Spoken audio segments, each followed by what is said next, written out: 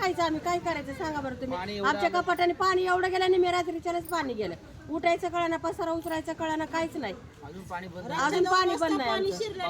हा, लेकरं बाळ बारकी बारकी आजारी पडायला लागली. रविवारी पाऊस झाला.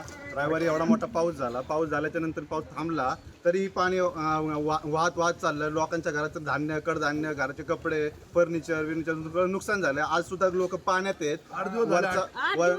आम्हाला ऐकण्यात वरचा ओढा नाला सगळा ब्लॉक केलाय आणि तिथलं पाणी सगळं शेतानी वस्तीमध्ये शिरायला लागलंय पाणी. आज 8 दिवस झालं पाण्यात आम्ही उभा राहून कामं करतोय, जातोय. लोकांनी आजारी, त्यांचं आरोग्य खराब झालेलं आहे. तरी पण आम्हाला तातडीची अजून कसली मदत नाही ना, काही नाही, व्यवस्था नाही ना, काही नाही. आज उपाशी तापाशी आमची पोरं आजारी पडायला लागले. ती सगळे आजारी पडायला लागले. आणि थेऊरमध्ये जो नाही झाला शिक्षण सगळीकडे न्याय निवाडा केलाय. बंद केले ना, जेवढ्या अधिकाऱ्यांनी जेवढे काय येऊन पण पाहिलं नाही ना, काही नाही केलेलं. मग ह्यांच्यावर गुन्हे दाखल झाले पाहिजेत का नाही? तुम्ही सांगा पत्रकार साहेब. तर आम्हाला जर अधिकारी साहेब जर इथपर्यंत नाही आले, सरपंच साहेबांबरोबर इथपर्यंत नाही आले, आम्हाला जर त्यांचं हे नाही सांगितलं की आम्ही याला काम करायला पूर्णपणे तयारी करू, नाहीतर ही आज सगळे आमची पोरा बाळांसगळं आम्ही पाण्यात उभा राहू, जल आंदोलन करू आम्ही, जल आंदोलन करू आम्ही.